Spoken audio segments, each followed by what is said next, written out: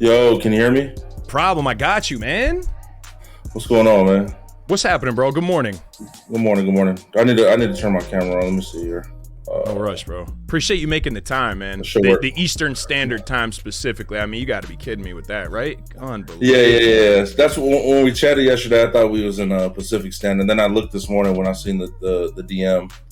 I realized I was in the wrong time zone. So. Nah, bro, you good money. The only other guest to ever do that was Nick Mazesco, so you're in some pretty good company. Oh, there it is. Nice. Hell yeah, right. Bro, if you're ready to rock, I'm ready for you, man. Yeah, I'm ready. Let's get it. Hell yeah, right, bro. Let's get it, man. Problem, right. A warm welcome to you. We got FENDTALKS Season 2, and holy mackerel, bro. I mean, I got to say right off the rip, my chat right now is about half problem chat and half of the congregation, and that's a beautiful thing, man. Y'all boys really travel well. Yeah, I mean, I've seen some of them in there trolling already. So holy mackerel, man! They don't take no break. Poor Snooted getting smoked in here. Snooted getting crucified in the away stadium too. No, that's the punching bag. Yeah, the punching bag. Snooted. Facts. Yeah, he's playing that role in the chat right now too. You would be proud. Oh, there it is. Okay, a lot of problem culture leaking over. Bro, man, I'm so happy to meet you. I'm so happy to get some time to talk to you. I want to be respectful of your time, and we'll get you in and out. I'd love to hear as much from you as you could, as we can. The point of these are to get at the origin story, right? Like, we see you as a streamer, as a showman, expanding into all types of new things for your stream. NCAA revamped, and what you're doing with WWE, and I want to get there, right? And I don't mean to date you, but you're also a Madden historian, right? You've seen Madden develop from the jump. Your vantage point has been from the top, right? You've been able to see the community grow and develop. Want to hear about all that. But really the underlying cause here is to get some of the origin story on the superhero that became Eric Problem Wright. So that's kind of my idea here, bro. I'm glad you had some time, and so I suppose in a lot of these, I just like to start chronologically, right? Like, kind of start from the top, start from home, from a young Problem.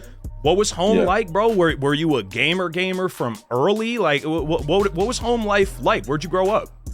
Yeah, so I grew up in Southern Cal, West Covina. Still live here. Gaming wise, I started early. So I started early with games. My godfather bought me a Sega Genesis. And Madden 93, that was my first game. I was born in 88, so started at a relatively early stage. Sports was always a thing, baseball, basketball. Didn't play football until high school. Okay.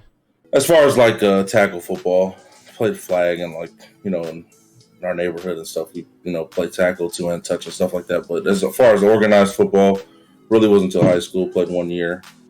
You're a strong man. How tall are you, bro? I'm 6 foot. Okay.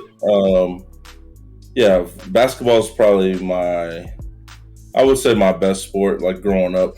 Now I'm, terribly out of shape, but basketball growing up was probably my best sport. It's always pretty decent at baseball and football. So I was always pretty athletic, as far as the leagues and the youth leagues and whatnot. Got to high school, kind of didn't fall in love with sports like my parents wanted me to play sports, but played year-round baseball, year-round basketball for the most part, and got to high school.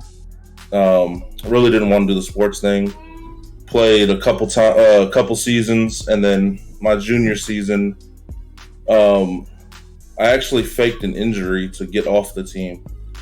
Yeah, so is that so? Yeah, my parents wanted me in there. I didn't want to be in there. They didn't let me quit. So, true story. Skills is my witness in the chat. Faked the injury. Didn't play my junior year, and then full time into tournaments. That was it. So junior year, needed to get out of football. What was it? What did you go with, bro? What was the injury story? Did you have a fully developed knee story? Injury. Yeah, it was a knee injury, and didn't play my junior year. And then by that time, I was Madden full time. So I was doing tournaments. So if you were 88 and this was your junior year, this would have been what, like Madden, like 15 or something like this? Oh, 5. Oh, way earlier. I missed by a decade, bro. No shot. I was born in 92. What am I fucking talking about? So 05, so you're the hit stick. Yeah, hit stick, exactly. So okay. Yeah, it was around that era. My as far as tournaments go, my mom actually found the first tournament I ever went to. She found it advertised at a Blockbuster. There's a sign out there saying, come. It was in LA, couple $1,000. End up going and end up doing okay. And then from there, I just started, grinding and playing. So that was kind of like your first taste of what like Problem would evolve into, what you would grow into. I saw a tweet you talking about 05, like the old Maddens reminded me to ask you about it. Were y'all really putting bread down on like the skills mini games back then? Yeah, it was pretty intense. Like tournaments, like the atmosphere, you don't see it today, but before the tournaments, the night before you'll be gambling in the hotel. Yeah. Playing for thousands of dollars. Right. Not only the actual game, but the mini games too. So it was a gambling culture. It's kind of gotten away from that, which is, fine. Gambling, I'm not here to advertise gambling, but that culture is definitely something that has changed over time. We'll just say that. So. Yeah, man. I want to hear a little more from you about that. I suppose we could keep it chronological. So 05, Mama Dukes finds a Blockbuster tournament, do pretty well. You're like, all right, I might. So did you have a knack for this right off the rip? I asked Henry. How did I ask Henry? I was like, is this like a Booby Miles situation, or or have you worked for your stick skill? Yeah, so I was pretty good from the jump. I finished in the final 8 in that first tournament. Wow. Then I found out there was like nanos and like little things that could take you to the top. So I just did a quick, search on the internet at the time, and I found a website. It was called Madden Authority. They did tips and whatnot. So I immediately found like pretty much what today's world is of ebooks and tips. It's the same concept. It was just the first to do it. So I went on there, learned some things, and then started putting those in my game, just like today. It's literally the same thing. Today's a little bit easier to access stuff because of Twitch and YouTube, but the websites have not always been there, but from the time I started, they've always been there, which was 2005 Madden. It seems like there's more of them now. Like you said, there's like an ease of access. Anyone could have a YouTube channel or a Twitch or what have you. A lot of kids that came up in today's game were watching you as they were coming up and as they were developing this love for Madden. Who are some of the guys that you were watching, like kind of as you were coming up in 05? Like what was the ebook you were looking up at that point? Do you recall? No, it wasn't necessarily a person as far as the ebook goes, but I remember in the game, this was I want to say my sophomore year in high school. Okay. We're going through a game. I used to get picked up by one of my friends. His name's Sean. So we'd go to Sean's house and I'd play games there. We were playing Madden, and then like one of the little scenes that they had in the game was a picture of Big Gene holding a check for, I think it was $50K at the time. Yeah. And I was just like, what is that, a tournament? And we started talking, and his brother-in-law actually played in the Madden Challenge that year, which was probably 2004 if I had to guess. Mm-hmm. And again, just more signs to like, while you can compete, there's money to be made in video games. And that was kind of the first person I ever seen like, wow, this guy made $50,000 on Madden. That's pretty cool. Like, how do you get to that level? So, because that concept, I mean, back then was even more outlandish than it is now. Because I feel like even now in 2022, like, you got to really explain to people how there is money, there is a living to be made in video games and around video games. So this must have felt like you kind of going out on a limb at this point way back then, right? Yeah, for sure. Especially, when you tell your parents that you don't want to play, sports, you want to try to win Madden tournaments. And then they came around. My parents were like pretty easygoing. They had a love for sports for me because, like I said, I played like my whole life. Right. But once they saw that, I'm doing something I love, I can also make a little bit of money, and they saw that first, tournament win or whatever. I feel like they thought that was pretty cool, and they've supported from the jump. My dad used to drive me to tournaments. My sister and my brother-in-law would take me to tournaments. My brother-in-law was into Madden as well. That's a beautiful thing. Yeah, it was all. As far as like the support from them, it came pretty fast, in my opinion. I mean, and nothing like making a little bit of bread to get people to kind of pay attention a little closer to what you're doing for sure. Yeah, exactly. So, all right, so you're getting a little more serious about it later into high school. You know, kind of made your decision to, transition from sports into maybe seeing if you could make a couple bucks. Did things escalate quickly for you after that? Were you kind of running like more like underground, like gambling, making a couple bucks like that before you kind of went official? And then you wound up on TV shows. I want to get there too. But how quickly did things ramp up for you after this, 05 sophomore, junior year of high school type of time slot? Yeah, I would say my senior year, I was starting to win like tournaments and starting to win some money, like money games. And I definitely got my first tournament, like underground tournament win in my senior year. I was starting to win a couple of those. Mm-hmm. And people around school, they kind of knew that I played Madden a little bit. So even like I remember my basketball coach and like teachers were kind of getting a hint that I started to play a little bit. They would ask me a little bit about it and how it's going. And I remember doing like a little project about like, video games and talking about that. So it definitely started to happen in my senior year. And I remember my mom came full circle with it too. It was like, she even allowed me to skip a day of school to go and compete. Now we had to drive down to San Diego on a Friday, so she let me skip school that day. That's full support from Mama Deuce. Yeah, exactly. Nice, man. Yeah, so you alluded to it earlier, and like as we move through the thing, we'll come back to this a little bit later. But with these underground tournaments that you're going to, you mentioned how live events, just like the environment is so much different than it is now. And like I said, we'll come back to that, as we start moving through current Madden and what the community looks like right now. But for those of us who, I'm not seeking out these tournaments. I'm running my franchise mode on rookie with all the sliders fucked up, trying to have Michael Vick go for 10,000 yards rushing and passing. Right. You know what I'm saying? So, but so from your vantage point, what was some of the environment of these early tournaments? Was it like cap heavy, real loud, real intense? Was it a little different than that? Like, what was this like? Yeah, it was like that. Just picture like as much cap as you could think of. Like, are you familiar with Joel?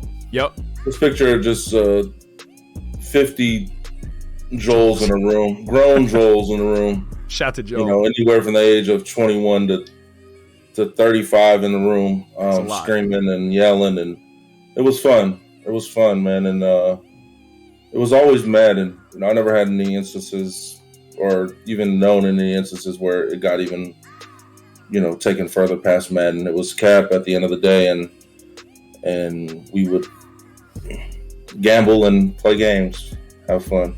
That's it, man. When did the when did the capacity change into something a little more official? Like you by your word, kind of more underground type tournaments. You're gambling. You're making a couple bucks for yourself. But I mean, you wind up being one of the prominent faces of like EA Madden at some point. How long did that take you to kind of grind through like the underground scene into what would come next? So like the underground, like that 05 year and then 06, starting to win a lot of the undergrounds. I probably won majority of the underground tournaments in 06. And then by that time, I was going to be 18 and I was eligible to be on the show. So like the EA, the Madden bus, it was called Madden Nation. You had to be 18 to play. So I had tried out the previous year. They told you you're not of age. And then my freshman year going into college, I was able to get on the show. And then that's where I had my first like major breakthrough as far as financially goes with Madden. That was huge. The only and we're lucky to get some perspective from you. The only other guest that we've talked to who had any stories about Madden Nation and the bus at all was Shotmaster. Actually, I remember way back when talking to the OG about it. He stories like y'all were pretty much locked down in the hotel. He couldn't go anywhere, but he found out that like he needed to find an Xbox to get some reps in. So he like scales out the balcony of his hotel room and like everything's locked down. He's like all sketched out. He thinks he's getting attendance taken on him. You were, if I'm not, and please do correct me if I'm wrong, you got picked up along the way at some point? Yeah, so they had like people that started on the bus, and then there was like Right. 8 free agents in NFL cities that the bus would go to. They'll do like a mini tournament, and whoever came in last would have to play the free agent for a Okay. spot back on the bus. So I was at one of the free agent stops. I was Chicago. I was representing Hester, so I had to play for a spot on the bus, and then once I got on, you go through like the tournaments, the little mini tournaments every day, basically, and then you try to survive to the end. And then I guess anyone who didn't know you were playing Madden at that point, you know, your math teacher and some of your classmates got ahead of the thing. But at this point now, you're like one of the Madden household names. Did that at a young age? Was that like an ego stroke? Like, did you have to deal with any like personal effects of kind of this stardom that's starting to come together? Yeah, you know what? It was cool to get recognized a little bit here. I would get because I was in college. I was a freshman at my community college at the time the show aired and whatnot. So it was cool to be recognized there. And then like sometimes I go to a place and I'll be recognized. It was cool. But anyone that knows me knows that I've always kind of been a little shy and hesitant to talk Madden, but I've always embraced that fact that people are just naturally going to come up to you and talk Madden. So, I've never turned down a conversation from anybody. But as far as like the recognition goes, like I don't think from day one that I've ever turned any of that down or anything like that. So that's cool. Interesting. So the way you're talking about this, I hope you don't mind me asking, is it fair to say, like, are you like almost a little uncomfortable with the Madden recognition? Am I saying that wrong? I want to say, I would say in the beginning it was more so like that. I think Twitch kind of broke me out of my shell. Okay. And I think, like I said, anyone that grew up with me or anyone that knows me knows that I'm not really the most talkative person. But Twitch most definitely changed that side of me, as far as being more comfortable talking to people. So with Twitch, you talk every day. Right. And I felt like that was me coming out of my shell and willing to, to try something different. Like I said, growing up, pretty quiet kid, to myself, high school, probably not a ton of friends outside of the athletes that I played with, but yeah, that's I would say Twitch definitely changed that part of me. Yeah, that's later in my probably... life too. Twitch is 2015, 2014. I'm already, a grown adult at that time. Right. 2014, and what am I? 26 years old. I'm still pretty quiet, pretty to myself. So that's another thing too. People take that as like me being standoffish or being mean or looking mean, but that's really not a thing in my. If you get to know me, you'll know that there's a different side, right? So. Yeah, I can tell. Especially like the more time you spend in your chat, like there's like a certain degree of comfortability. And I think part of the conversation that I'm personally most excited about is when we get to Twitch and all the considerations there. I think you have been an inspiration to me personally, but I also think that you and I share a lot of ideas on longevity and kind of being forward looking and not boxing yourself into a directory. So I'm really looking forward to getting to that point of the story for some of your thoughts. So the Madden Nation Madden bus was both. Now you're like bringing in some checks. Then your name is very well recognizable now, but it's not indeed just yet the height of your Madden career. So Madden bus finishes up, and where are you left at? Is it eyes on the next tournament now? Yeah. So like 2007, I had probably had a really good year outside of not winning the whole Madden Challenge. So the Madden Challenge was the biggest tournament of the year. Yeah. It's only one tournament. Equivalent to what would be like the biggest tournament now. Now there's like 4 majors and a finals or whatever. But the Madden Challenge was pretty much just one big final. Single elimination all the way down to the last man standing. Crazy. You get 100,000. So 2007, I was good enough to win it. Didn't win it. Lost in the second round, which would be the final 16. And then the start of 2008 is when I got on Madden Nation. Mm-hmm. So I won that in August. And that was $100,000. So that was, again, the biggest payday. It came at a perfect time, too. I don't want to skip this part, but my pops had just passed away earlier that year. So it was a good time because I always felt like he always supported this dream of mine to, play video games and compete. He would drive me to these tournaments in LA, and some of the, we'd go to some tough areas, right, and play these tournaments, and I'd be out there gambling and doing my thing, but he always supported it. So, to win at that time when I knew my family needed it financially, that meant a lot to me, and it really changed my life. So that's amazing. I didn't want to skip that. Winning that, it was a big part of my life. That's huge. So fulfilling. You kind of made good on all this work, obviously, that you've put in, but then he's also helped you to put in. That's a beautiful thing, man. You mentioned earlier the Madden Challenge. I mean, this seems like the tournament style. Do you love jumping around a little bit? Do you love the format change for this year? Like, do you wish clubs came back, or would you go all the way back to the Madden Challenge if you could? What do you think about what they've done with the formats? I think clubs will be cool. I think there's so much opportunity now. Like I've always been a live person. Online has never really been my cup of tea, but seeing it go all online and all MUT, I think it's okay. I think there's so much opportunity, which is like the coolest thing to me. Sure. Seeing that, how many different ways you can make money off of Madden now competitively. Yeah. But I did like the clubs too. I thought the clubs were cool. I think they needed some sort of balance, so because some clubs are easier than others, and you go through that. But I mean, I guess that's all part of the luck, right? Like, yeah, true indeed. I mean, right?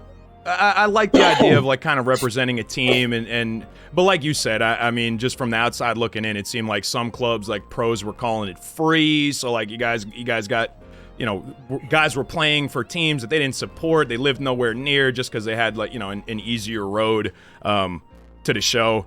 But that's fair enough. Exactly. So and certainly not to overshadow the time at your life that this money came in. It was supposed to be like kind of a lighthearted question. So with full respect to what you had to do with some of your first winnings, I've asked this to Henry and Noah, and they just won't answer, bro. These young kids, I'm like, well, if I made all this money, I'd buy a car right away, and I can't get them to tell me any of what they spent money on. Do you remember as a young man, like when you got your first couple bags, was there anything for yourself or for your family that that you grabbed? Like, if I get this, I'm gonna cop. Yeah, so I got that 100. I gave it probably a third of it to my mom. Awesome. Bought a car, all cash, like an idiot. What didn't work on my credit. I bought a Dodge Magnum, 2006. Okay.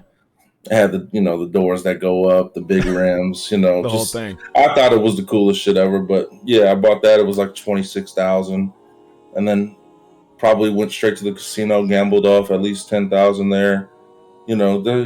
It went fast, but bro, that's the answer I've been hoping for. And 3 times I've asked the question, man. Come on, gamble a little bit, buy a car. Maybe you shouldn't have bought. It's all part of the growing and learning process, I suppose, right? Yeah, exactly. I wish my mom didn't let me buy a car cash and somebody, put their foot down, but yeah, true indeed. There was no one there to do that, so yeah, I made my mind up and I did that. And thank goodness, bro, I didn't have money like you had. I was out here like in college taking cash advances to buy some bud on my credit card, bro. I was in super shambles, taking an unsecured loan later to like pay that off. Yeah, it was all bad. I'm free and clear. It's a success story, but this shit was pretty bad initially.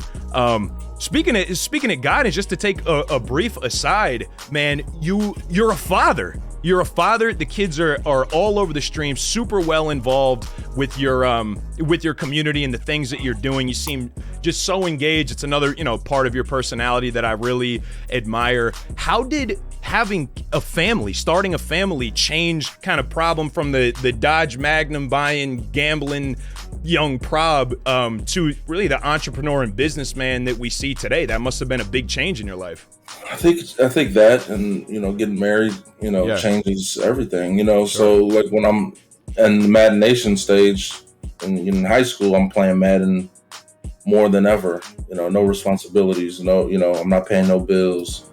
Don't have a wife. Don't have kids. But you introduce those things to you, like things change, right? So, with the kids, though, you have to make time, and that's one of the things that I need to do better at, in my opinion, is like balancing Twitch and streaming and working with family. It's been a little tough. I'll say that, especially with two now. Yeah. But you can only work on everything, right? You can't. No one's perfect, so that's definitely some of the things that I'd like to get better at. But as far as my kids go, man, I hope they're into gaming. Yeah. I don't plan on streaming the rest of my life, but I would like to build something with them gaming wise and have something that they, maybe an org that they can compete for or stream under, or, get them started on the right path. If they want to do that, if they don't want to do that, then fine. But for sure, we have all the tools, right? So they're already looking the part in the headset, bro. They look like young streamers for sure. Yeah, the little one is starting to like. So I was telling my wife, like the little one, he's 1, and he's starting to have like the same mannerisms as my oldest, which is 4. Yeah, like he's using the arrows to skip parts of the video he doesn't like. He's pressing the escape button to back out. So he's doing little things that I'm just like, dude, they're the same little person. They both are into YouTube and watching Ryan's World, and we'll see. My oldest is looking to play the Switch a little bit more lately, so maybe some streams in the future with me and him. Nice, man. So you mentioned before that this has kind of got you to a point where it is constant learning, right? I look at somebody like you, the time that you spend grinding, things like your subathon, and it's easy to forget that there is still this whole life, going on behind the scenes. Your wife and your kids, and you're dedicating so much of yourself to what you're creating in the show that you're putting on, that I think sometimes it's easy to discount, not discredit, but your wife must really have your back and support this operation fully for you to be able to do what you do. Is that fair to say? Yeah, she's been supportive since day one. We could talk about that too. So me and my wife got together in 2010, and she knew I was playing Madden or whatever tournaments. Tournaments started to die down, and she's been on her grown woman stuff this whole time. Like, what are you going to do? Tournaments are, you got to get a job. How are you going to make money? So I got a job in like 2011, and for a few years, and that was my first job ever in 2011. So I was 23 or so. Okay. First job ever. I'm like, I love this girl. No, I can't be jobless, right? I got to make some money. So yeah. Thankfully, over those few years, there was a tournament started to pop back up, and then eventually Twitch was the calling, which is something that I ended up loving. So that's where we went with it. And she, like I said, she's been supportive this whole time. I used to stream, at my mom's house, and we're in the same room. She'd be in the background, talking shit. That's just what it was. She was on a part of the stream, and she still is. That's a beautiful thing, man. I always love to call that out and try to give some credit to the SOs that are helping facilitate these type of operations. So now I guess we're kind of through, just about up until Twitch, right? Like we've seen a lot of your, we've had the treat of watching a lot of your Madden career, and it's super compelling. It's great stuff. But being able to chat with you like this, I think there's an opportunity to, get a little bit further, dig a little bit deeper. So, I want to hear about the Twitch start, right? So this is 15. It is indeed Twitch TV by this point, right? Because wasn't it like Justin TV before then? It was indeed Twitch already? Yeah, it was Justin TV, but I think it was, let me do I don't want to be wrong on the math. Yeah,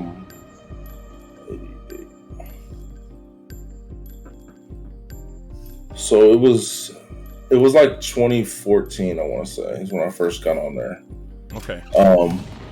It was like April, and started playing. It was Madden 25. I started playing a little bit, saw like some viewers come in. Was getting like 80 to 100 people in there watching Madden. Okay. And I was like, this is pretty cool, doing something people are watching, and it's like, maybe I can make this a thing where I can make some money. And because I was still working at that time, I was driving 70 miles a day total. Commute was ass, so needed to find something that could possibly be the next thing I do as far as financially goes, making some money off some games. So Madden 15 came out, and I was still working. So my schedule then was, this is September, Madden 15 just came out. My schedule was, I was working from 7, I was waking up at 6 a.m., being at work by 7, get off at 3:30. With traffic, I'd get home by 5:30. Have dinner, get ready, stream from 6 to 1 or 2 a.m. every day for a year, basically. God. Damn, bro. Yeah, and I was on it. Yeah, I was on it tough. So like I got partnered that year. I actually was supposed to get partnered in September, but some stuff had happened with my application and at my address or something. But it didn't happen till November when I got partnered, and I was able to start getting subscribers and whatnot. Because you couldn't get it if you were, there was no affiliate program. I want to say back then. Yeah, that's what I was going to ask you about. Like what it kind of like what the specifics looked like for you. Our guy Royce checked in, said PS4 no cam days. So so you have kind of a base. People know who your name is recognizable by now. People know who you are. Yeah. Was that what the stream was set up like initially? Just sharing off the PS4 and whoever comes. Yeah, I was sharing off a PS4. You had my little avatar in the top right. Nice. And then there was just a chat on the right. I actually have a highlight that's on my channel still to this day that shows footage from back then, which is pretty cool. That's sick. But yeah, I was just making money off donations, honestly. At that time though, which was, like I said, 2014 or whatever Madden 15 was out. Mm-hmm. I was probably making about 500 in donations a week, which is crazy because it's different now. Like people give through subs, so I guess it's similar, but making $500 $500. So it's like, damn, this is pretty cool. 500 extra each week. And then when I got partnered, that was in November, and immediately was like, damn, this is cool, man. People are subscribing. I got like 2,000 subs in my first month, which is like, damn, that's pretty cool. This is making some decent money now. Was it harder or easier to get partnered back then when you were trying to do it? I don't know. I don't know if it would be harder or easier. Honestly, don't. I haven't really kept up with like what you have to do. Yeah. To get partnered now compared to then. So I couldn't say, but I just know like I was probably getting. Me personally, I was probably getting like 800 to 1,200 people a stream at that time, which was solid. The only people that the only people that were doing those numbers then were GS and Toke. But see, like Toke was never really into streaming like he's into YouTube. Like, in my opinion, like you could ask him, you're gonna have him this week. Like, I don't ever think I from a viewer and a fan of his, I don't think he ever loved streaming. I love streaming, so that's where I focused. Put my focus in. I didn't love YouTube, which is why the YouTube doesn't do as well. But streaming was just it's live. It's interaction with people immediately. I fell in love with that. So yeah, we'll have to ask him about that for sure. Yeah. So, and I love that we got to hear from you about the year that you spent working full time, had a hellacious commute that sucked ass, and doing everything you can and still grinding out a stream. I think it's easy for someone to look at you now like, oh man, I'd love to boot up my channel, and no matter what I'm doing, I got 500 1,000 people in there, not really seeing the path that you walked. So I'm glad we got a little bit of perspective on that. So started off the PS4 like so many of us do, starting to build an audience, got partner, now you got something going on. When did it kind of develop into, now you need a PC and there's going to be a cam and there's other things that you could do? When did you pick up streaming like you're doing it now? Yeah, so Madden 15 was my first full year of like really going at streaming. And then that summer I got married. And that's in August. So August 1st get married. Madden 16 is getting ready to come out. And that's when I quit my job. I quit September at the end of August. No, at the start of September. So like But right before right before, Madden was already out. As the game was coming out, pretty much then. Exactly. So Madden was out, but I had gave my 2-week notice that I was going to do this full time. So I had my computer, the face cam. With that comes like sub alerts and overlays. So all that was new and cool at that time. But yeah, that was my first full years of going full time streaming, and from there, I had already done like ebooks and stuff in the past, but then like Madden 17 came out. I knew there was tournaments again, so I started doing ebooks again. Started Top Madden, which is my LLC, and then just trying to go from there, man. Just trying to expand, right? So. Did it feel like a leap of faith at that like 16 spot when you put in your 2 weeks and it's like, shit, man, like now it's on me, like pressure's on, like can I actually figure this out or not? It did, but I'm a numbers person and I seen the numbers in front of me and I'm like, for sure, if I could make this streaming 8 hours a day, and I'm making, at the time I was making like $18.50 an hour at this job. So, I mean, that was okay at that time. Yeah. But when you take into consideration, that's 40 hours. So I look at it like, okay, so you're working 40. And then on top of that, you're commuting 3 a day. You're really working 55, right? So 3 a day times 5 is 15 plus the 40. So it's $18.50. Oh, Looks and you're getting paid for 40, but you're really out there for 55. I'm like, I could put that time. I feel even if I could put, half of those 55 hours into streaming and YouTube or whatever I want to do gaming wise, it just doesn't make sense to commute and to take away from something that I think could grow faster than me getting a raise at this job or getting to the top at that job. I just didn't see it, so I ended up doing that. And then as you go, it's like, damn, Twitch. So like the downside of Twitch and like YouTube, in my opinion, is that you only get paid once a month. Right. So that was the scary part. Like, okay, we're gonna get paid once a month. Like, you need to make some money. So that's when I aligned with certain sponsors. I have all my deals structured to where I get paid on the 1st on some, I get paid on the 8th on some, and then I get paid on the 22nd on some. So I split it up to where I'm, you're making money weekly, and that's how I would advise everyone to do it, right? So you're not really locked into, you only get paid on the 15th, or if you're on YouTube, you get paid on the 21st or whatever. So for sure, that was a scary thing for me and my wife, is like, you're only going to get paid once. So I mean, such a smart way to set it up, though. Were you active in kind of setting up your brand deals and sponsorships? I would imagine, you also had plenty of folks coming to you. Did you have to be particularly proactive in setting up some of this ancillary income? Because I'm sure people are interested in hearing about that too. We were, when I asked Noah, like, would you guide a young Madden player toward content or comp on like a semi-sustainable basis? And he's like, content, really no question. How much work and legwork did you need to put in to secure these alternate revenue sources for yourself? Yeah, so it kind of came with being good at the game. Right. Like some of them, right? Like the deals with Players Lounge over the years or Gamer Saloon. Like those deals are just off of, you having a reputation in Madden, you playing it on stream. Look, we want to give you some money to promote us. And then you have like the org deal, which is Luminosity that's actually coming up at the end of the month.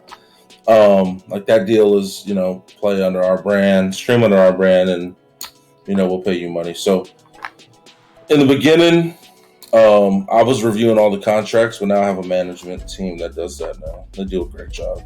So did you learn anything important? Or for me, and like my answer to this question is, one of the first things I learned is to stop doing shit for free for people. Like so many people hit you up with like whatever it is, like a discount code or something, and they're trying to leverage your platforms on the cheap and not really pay you anything. Did you have to learn any of these lessons like early on? Did you get taken for a ride at any point, or like a deal that you wish you didn't make? Yeah, for sure. And like my business partner early on was a gentleman by the name of Dexter. Some of the community know him as Lignol. And I mean, regardless of our fallout, he taught me a lot about business, and that's one thing I'll never forget is doing stuff for free. Yeah, and that'll never happen. And it's a shame because, like, in the Madden community, a lot of people do stuff for free, and it really holds back the value of what we should be getting. You know, for example, just a quick example: people that go out to EA Sports before the game comes out to give them feedback on their game. You should be getting paid for your feedback. There's a reason they're flying you out there and asking you to break down their game and give them advice on what needs to be fixed, what's bugged, what plays are bugged, what blitzes, what do you see. Right. They're basically having you be a game tester for that time, and to have them, like, an offer that they give is a flight, a hotel, play my game, give me advice. Get to do it. We'll just bring you out here and you get the chance to do it. Yeah, like, come on, man. That's how I stopped doing that. Like, in the beginning, I did it one time. I went out there, and after that, I can't do that. Like, you guys have so much money. Like, there's no reason that you guys can't come up off of $500 a day, whatever that rate may be for that individual. It's just they can afford it. A flight and a meal isn't going to get it done for. It shouldn't get it done, but the thing is, people are going to do that. You go ask any of these young Madden kids, they're going to look at it as like, oh, I get to go play the game early. I get to have some tweet about it for inside free too. All that. Exactly. I get to have some leverage on the competition because, I played a little bit before the game comes out. Like, it's just, and it's not even their fault. It's just if they were more business savvy, it would be in their best interest not to do that. But yeah, no, I see what they're seeing. Like, they're just looking at, like, oh man, EA picked me. Like, here we go. It's the same play that what's the computer company that fucked themselves? Artesian Builds. It's the same thing. Like, we've chosen you as an ambassador, and you put our link in your bio, and you get there. Here's your discount code. Meanwhile, none of these guys are getting paid. They've just monopolized a little bit besides the point. If I may ask, what's your relationship with EA right now? Is there any? Are you connected in any way? You have any networks left in the building? Any stuff that you're still doing with them? Yeah, I guess I still got some friends that work there. Outside of EA, me and RG Chow, like, we're always going to be friends. Nice. And we're always going to be cool. But as far as, like, people that work there that I'm, cool with, there's still a couple of people in that building still. I don't think, look, so for me, like, taking a coin deal, I don't think that's the end all. Be like, anybody in their right mind. That's gonna be my next question. Anybody in their right mind will understand why. Like, I couldn't see them, like, from on a personal level saying, "Oh, fuck Eric," like, he turned on us. Like, you guys they just work there, right? It's not personal. Nothing's personal. They're making money. I'm making money. We move. So, I don't think there should be any bad blood. Yeah, no, it doesn't seem like it. Do you think are coin deals, like, viable anymore? Do you think have the time of coin sponsors come and gone? Like, they got a couple little limitations and whatnot on the auction house now. I feel like I'm seeing a little less of them because also a lot of the guys that would be the market for coin sponsors are still trying to compete, so they're not going to take them because they still want to be able to make their bread and compete for a belt. Are we almost done with the time of coin sponsors, you think? I think it's not only that. It's like, from my knowledge of it, is that there's these companies overseas that got, like, bots and stuff. Yeah. That are generating the coins at a quicker rate, and they're able to. They're getting them so quick that they're able to sell them for so much less than these websites. So I think that's. Right. I think that's more of the issue than as far as, like, the market not being there. I think they're messing up the market for, like, a lot of the bigger companies that are willing to do the deals. Yeah, I think that's totally accurate, and it's unsubstantiated theory I have. But I say whenever I'm asked, people, we got a chance to be on the Madden Live schedule. It was dope. I was trying to get my stream off the ground. You had thousands of people in there. It was sick. And we get questions, this year, what happened to the Madden Live schedule? Y'all aren't doing that anymore, like, no drops and whatnot. I think very likely, just as you were saying, these mass amounts of bots, if you could generate 100,000 bot accounts that can collect even even a couple 73 overall cards and start to generate that. I have a sneaking suspicion that has a lot to do with why we're seeing less drops. Madden Live schedule, is no more. They're kind of really not trying to give the directory drops. But then when we see they do, the viewership blows up for the whole directory, starting at the top with all the way down to the affiliate streamers. You think drops are good overall for the community, or do you think they're just falsely inflated numbers? No, I think drops should be on at all times if you're streaming the game and you're like if you're not getting on here, even if you are, oh that play was ass, that animation sucked. Like that's not all the way bashing the game. But if you're like going on there and saying way more than that about EA, I could see them taking your privilege to have drops. Yeah. But if you stream their game, like drops that's not crazy to give away. It's like a couple cards here and there. And at the end of the day, you give someone an elite inmate may have that person thinking that he can rip some packs. They're gonna make money on the back end. So I never understood why they wouldn't do that, but who knows? I think drops are a good thing though for everybody involved, for them and for the streamer and for the viewer. They're getting free cards. Yeah, everyone top to bottom. Wins. I wish they would do it more, and I just I blame. I think it's very likely the bot's fault that we don't get it, because otherwise it just doesn't make sense. Otherwise, if it's just a button, there has to be some reason that they don't just have them on all the time. Like there must be. It must be somehow taking money out of their pockets, because I see it the same way as you do. And yeah, sometimes like the viewership is still really top loaded, but everybody is getting a boon from these drops, and outside of it hurting their pockets, I can't think of any reason why they wouldn't have them on all the time. It just seems like it's good for the whole community. Yeah, I don't see a reason either. I've always been, I've actively said that, drops are a good thing. And you see it across the board. Viewership is good for the streamer.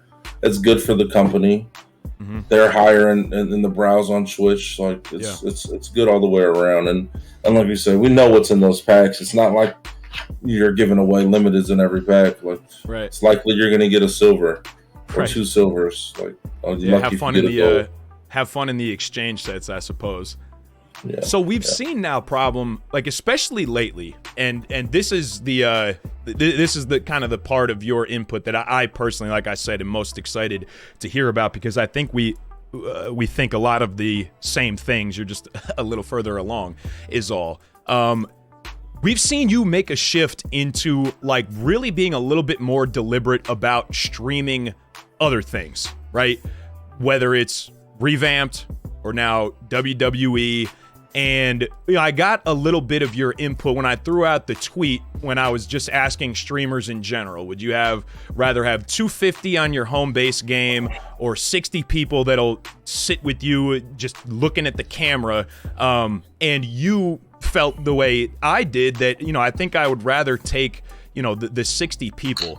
What does this look like from you now? You are one of the best Madden players ever. Right, you have this whole Madden pedigree and career, and things that people expect of you. But you're also now an entrepreneur, a businessman, and you're streaming for your line of work.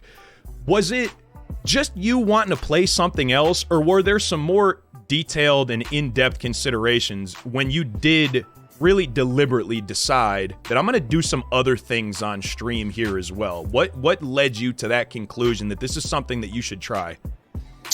I think just me. So like first, like I'm a video game. I'm a gamer, right? Gamer. Yeah. I've always liked a lot of. I've played all the sports games like growing up. Call of Duty was always a big game that I played. Mm-hmm. I just, as far as like streaming those, and from a business standpoint, it never really made sense, because I would get on Call of Duty, and you watch viewership go from X amount of viewers to a fourth of that. Right. A fifth of that, and it's like, damn. When that happens, you're not getting the subs that you usually get. You're not getting the ad revenue, so it just makes it tough. But a couple years ago, probably like 3 years ago, I would say like I've been more open to streaming other stuff. And I started with a little bit more. I think it's really started with like Fortnite, and then in 2020, Warzone was my most streamed game on my channel. And Warzone does terrible for me as far as viewership goes. It does terrible, but I was having fun with it, and you know, I can't do something that I don't love, right? So like if I'm not in love with Madden at that time, like it's just tough to play the game, you know, especially when it's not there's no tournaments, or you're out the tournament. Like Madden is just, I can't, even though financially it probably makes the most sense. Right. If I could still financially get by and have more fun playing other stuff, then I'm gonna do that, right? So, and you may get a dip in subs. Like I know, like the subs go down. It's from an ego standpoint. You look at your peers that are playing Madden. I'm like, fuck this guy. This guy's still killing it. But you gotta find a way to fight through that and create outside of that. And we've come up with a couple, most notably NCAA and WWE recently.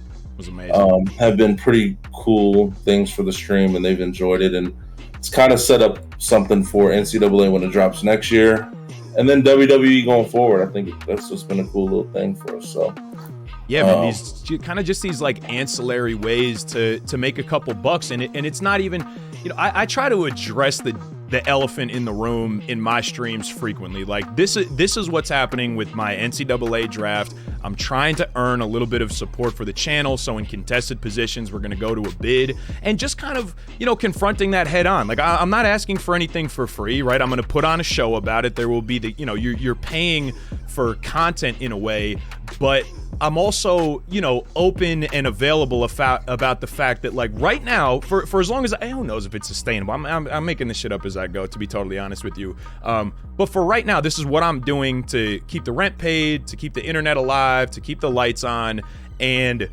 just trying to get a little bit more comfortable with being available to that. Do you think that do you share kind of the same outlook and energy with your channel? Do you even really have the occasion to talk about money all that much? Or are you kind of good to go? Is there the same elephant in your chat? There is, and when it comes to like money, for instance, like the NCAA and WWE, like right now WWE is popping right now a little bit for the stream, and it's like you want your wrestler in the game. I understand, like, obviously everyone doesn't have $50 to get their wrestler in the game, of course, but some people do, right? And at the end of the day, like I feel like it's a two-way street. Like we both understand that the streamer is trying to make money, and he's also trying to entertain you and give you your money's worth, and at the same time no one is there's no ultimatum like you have to do this or you leave. Like you can just sit back and watch too, right? So it's just available if people want to support you in that fashion. And I always tell them, like, I'll advertise it, and I know that at the end of the day, like if they do buy a wrestler or create a wrestler, like I'm getting paid. But that's what this whole internet world is about now, like this e-commerce, and especially with gaming, it's like you have to try to find those ways to create revenue, because without the people supporting you, like you honestly don't have no income, right? So if you have 0 subs, you're working for free, at the end of the day. So you have to find a way to get tips. I look at it as like someone who gets tips and is doing a service for tips. It's basically the same type of deal. They're paying you to entertain them, and you got to find ways to do that. So like NCAA is a way. WWE, I'm bringing back GTA. I have a server that's going to be relaunching in June, and then Madden comes out, and MLB is coming up next week. So MLB, GTA, Madden, and then we'll go on to the next, and hopefully we find something. Plenty of content available for you, bro. It's kind of like a cliche streamer question, but it's along the topic of our conversation here. We're say we got a couple new streamers, a couple young guns getting their thing going in the chat, and considering how they should come at this thing and how they should prioritize. Do you think so? it seems like we're on the same page with a lot of this stuff. Like objectively, like your numbers might be better if you just kind of stick at home base, you main one game that you're decent at, and you can present well and you can stream well. But we share the idea that the way I say it is that the best streamer is the one that's having fun, right? We'll automatically better show people if you're enjoying what you're doing, and that might indicate that you're playing other things aside from your main. Should an early streamer be prioritizing numbers and staying at home base, or should you skip to the point and try to be a variety guy right out the gate? I think it just varies on your game, right? So like the way I look at it, like Madden, it has a cap on it. Mm-hmm. And we haven't seen anybody break through that cap. If you just follow the numbers and look at the analytics, nobody has broken through the cap. You're never going to see someone on Madden unless you get XQC coming over, or like Nick Flight coming playing over. some dumbass exhibition game. Flight, exactly. A person that streams Madden as their primary game is capped, and whether at a couple thousand viewers on average.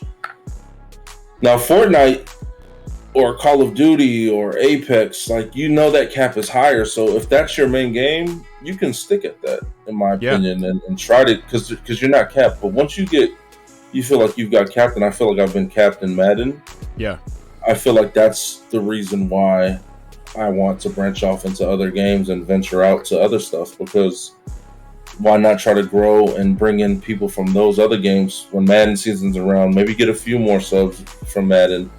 And when I come back to Apex next year or come back to NCAA when that drops, maybe have some people that come over from my Warzone shit. So it's just trying to pick, get a few people from every community that you can be a part of. I'm not saying stream a different game every day. Right. But if you can get some guys from a few different communities, like, it does add up at the end of the day.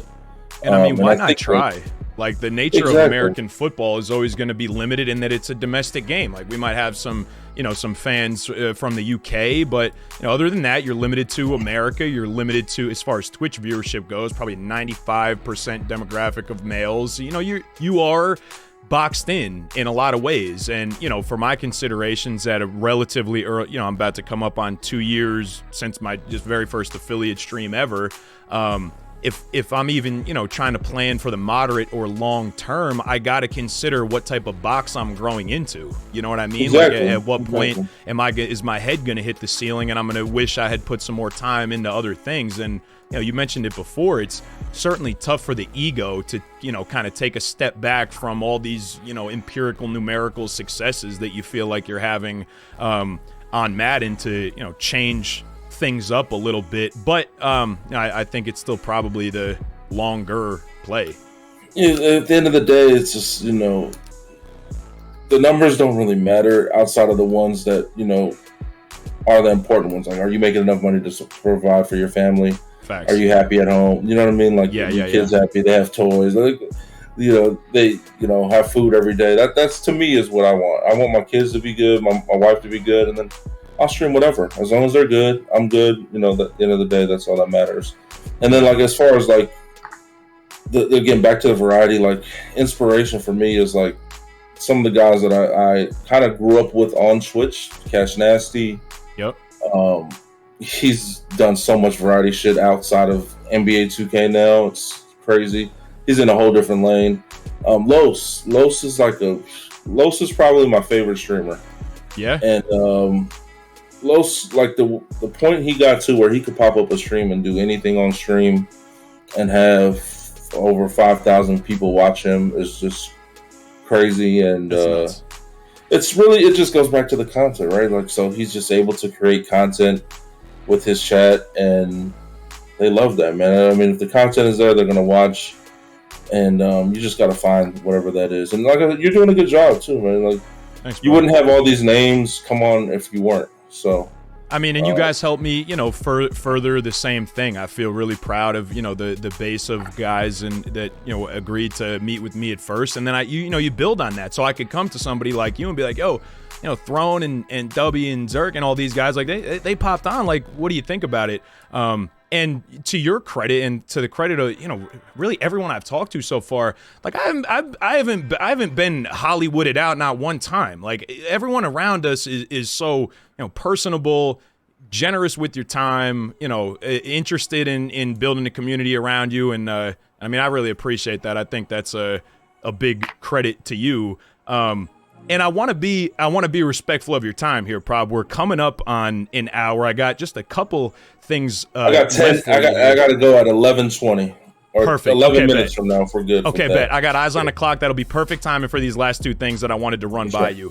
One of the questions I like to ask all the guests on FENDTALKS, I have a very intensely personal relationship with my mental health and my struggles therein and my successes too. I deal with considerations on my bipolar depression pretty much every day, and I try to be open with that in chat and on my stream and just in the way that I conduct myself. Hopefully, the answer for you is you enjoy pretty good mental health and things mostly fall together for you pretty well. But I always like to ask if there are any positive mental health habits that you keep as a part of your life.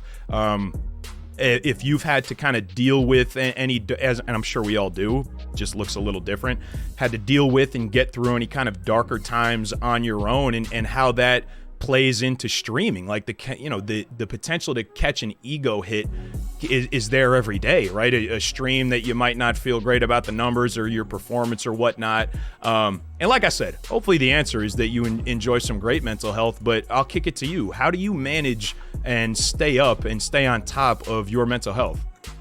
Yeah, I think mental health is important. I would package this in with like, so for me, like burnout, streamer burnout.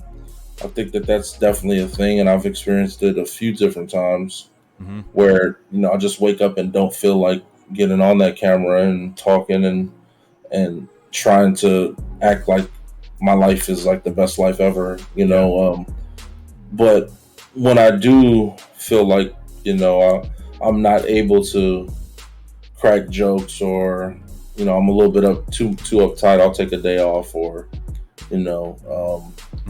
just step away from streaming for a little bit. Like I've done it a couple times. I did my most recent one was maybe last year before Madden came out. I needed about a week to get my mind right, just because I know like what Madden brings. Like Madden is just an everyday thing. For me, it's 15 hours of my day, 12 to 15 hours of my day of working, and that's just it could play a toll on you, and I think just stepping away sometimes and taking a break is knowing important. Your limits. Do you feel like you're getting better now as the longer you do it, with kind of like seeing it coming a little bit, and like you kind of preempt it and prepare? Yeah, especially like as you get to set a schedule. Like MLB coming up was supposed to do this subathon, and last year's subathon was crazy. Yeah, and I'm like, dude, this like I know what that's about to be, so ease up a little bit. Before I went to Vegas last week, I didn't tell my stream I'm thinking about going to Vegas this week. Bro, you're about to close Friday a ride in the Sunday. channel right before you bounce, bro. It was about to go crazy. Yeah. So I'm just waiting for my wife to get the okay. So we might go Friday to Sunday, but you got to take some time. Like me and her haven't had a vacation together in a while, and then those are some of the things. Even like a family trip, like I want to do something with my kids and her this summer, hopefully, where we can go to San Diego or some, go to take them to Legoland and just do little things. I think those things are important, especially for full-time gamers, and making sure that you're good. Yeah, I think so too. Chat might disagree. Prob, if we could go ahead and just refrain from talking about any time that you're going to be spending off a stream for the rest of the interview here, I'd appreciate that. And but them boys just went crazy. Holy. Prob, so man, it was such a treat getting to sit down with you and talk like this, and super personable guy, generous with your time. I appreciate you making some of it for us, despite being in the wrong time zone. That's neither here nor there. I mean, hearing about even your origins for the year that you had to spend working, commuting crazy, and then coming back out to grind hell hours a stream.